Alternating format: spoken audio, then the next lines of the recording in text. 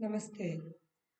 आज हम भक्ति आंदोलन पर दक्षिण भारत का प्रभाव किस तरह से पड़ा, इसके बारे में जानकारी दे देंगे। इस विषय के अंतर्गत मैं ये पढ़ाना चाहूंगी कि सुदूर दक्षिण का प्रभाव उत्तर भारत के भक्ति आंदोलन पर किस तरह से योगदान दिया, इस पर हम चर्चा करेंगे। उसके पहले हम देख लेंगे रामानंद के जो संप्रदाय के प्रभाव से वाराणसी से एक और निर्गुण भक्त के प्रमुख संत कवि कबीरदास, दूसरी ओर सगुण भक्त के जो संत कवि तुलसीदास प्रभावित हुए, क्योंकि रामानंद के शिष्य के रूप में कबीरदास माने जाते थे और तुलसीदास के जो गुरु बाबा नरहरिदास रामानंद के शिष्य थे। इस तरह एक ही गुरु से दो विभिन्न प्रकार के कविगण विभिन्न शाखाओं से निकल कर आए। मूलतः किस तरह से दक्षिण भारत का जो भक्ति आंदोलन का प्रभाव उत्तर भारत के भक्ति साहित्य पर पड़ा है, इसकी चर्चा हम देखेंगे। पहले भक्ति शब्द की जो परिभाषाएं क्या क्या है देखेंगे।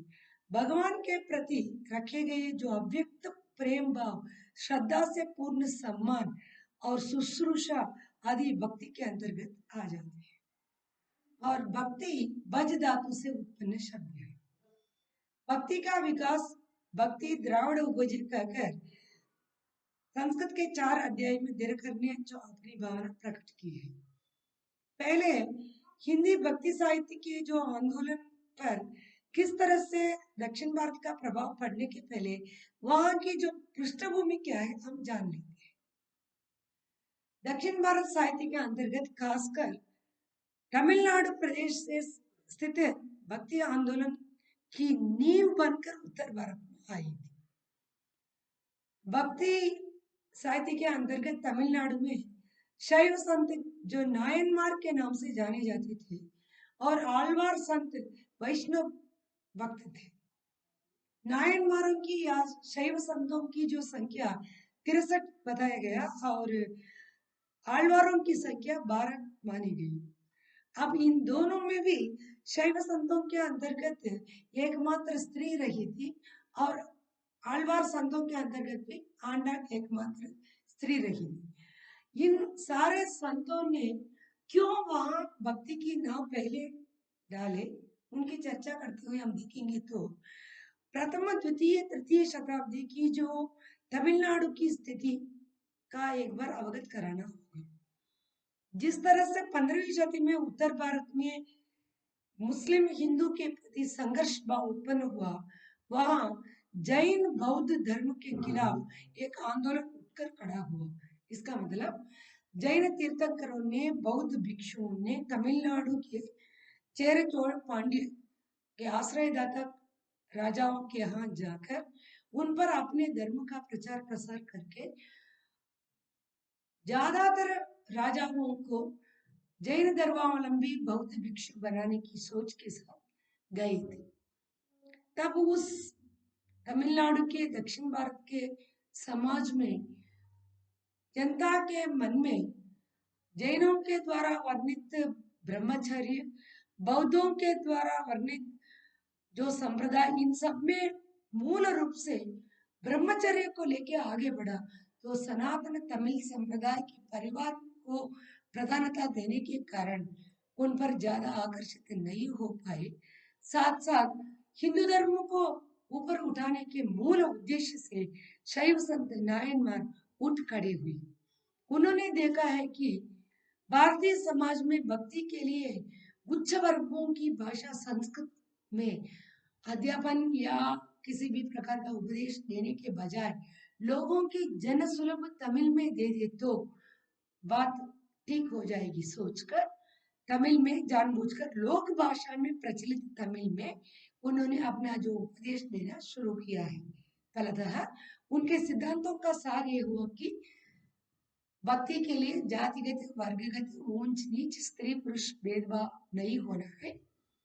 भक्ति जनसुलभ साधना है और भक्ति में भगवान के भजन करने के लिए कीर्तन गाना, भजन करना, मंदिरों में जाना, साधु संतों के साथ बैठना आदि सामान्य चीजों की तरह लोगों के सामने आई है। और इन शैव संतों ने गली गली में जाकर शिव भक्ति को प्रचार प्रसार करने लगे और वैष्णव संतों ने विष्णु भक्ति का प्रचार प्रसार करने लगे। साथ साथ ये भी नहीं भूले कि हिंदू धर्म के अनुसार भक्ति के लिए जातिगत वर्गगत ऊंच नीच भेदभाव अमान्य है।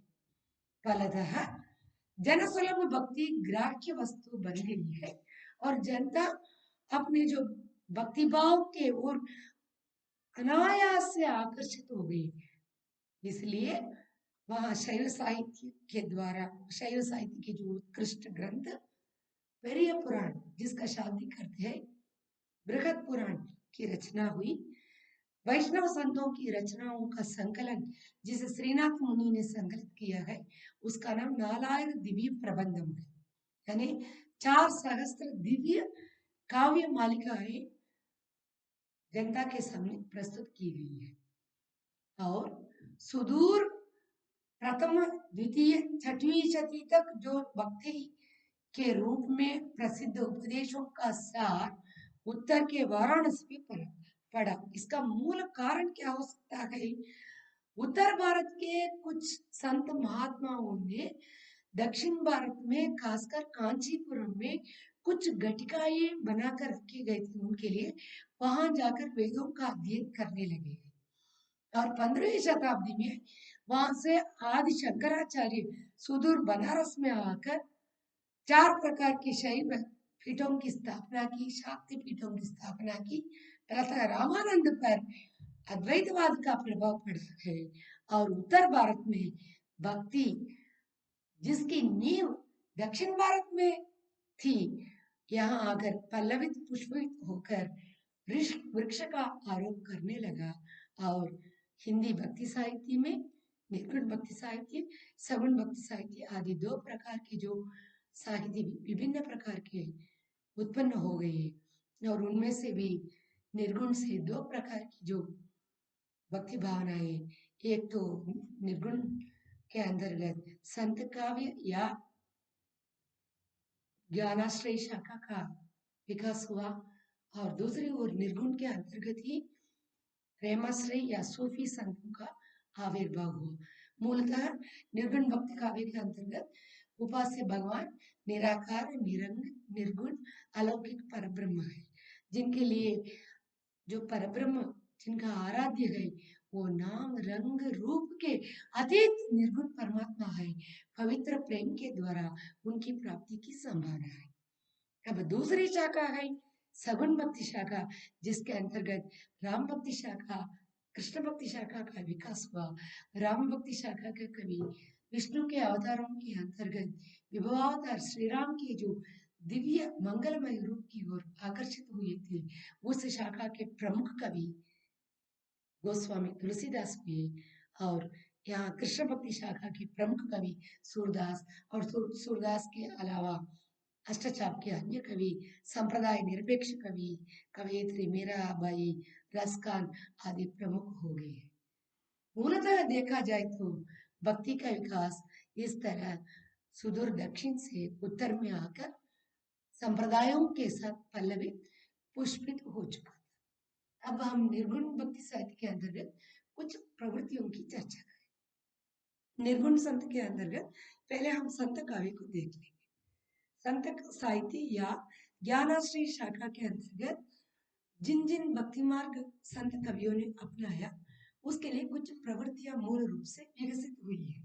उन प्रवृत्तियों के अंतर्गत प्रप्रथम प्रवृत्ति है भगवान के लिए कोई नाम नहीं है, रंग नहीं है, रूप नहीं है, वर्णातीत है, वह अवर्णनीय है, अकथनीय है, मात्र अनुभूति परक है।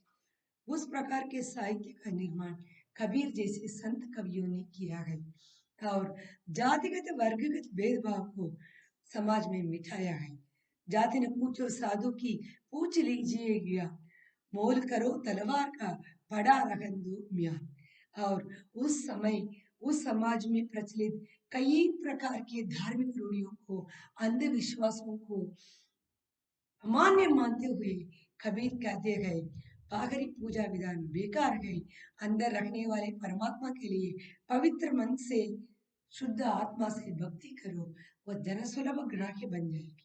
उसी पर आधारित होकर राम भक्ति साहित्य हो, कृष्ण भक्ति साहित्य हो या निर्गुणों के साहित्य हो, भोजपुरी, अवधी और मैथिली आदि लोक भाषाओं के सहारे इन साहित्यों का विकास उत्तर भारत में हुआ है।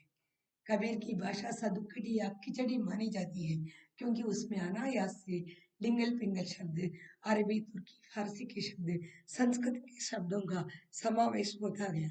इस प्रकार सुदूर दक्षिण भारत के जो भक्ति साहित्य का प्रभाव उत्तर पर पड़ गया है, वहाँ भक्ति आंदोलन का विकास धार्मिक यानी अन्य धर्मों के खिलाफ, जैन धर्म, बौद्ध धर्म के खिलाफ हिंदू धर्म को निपटाने के लिए हुआ।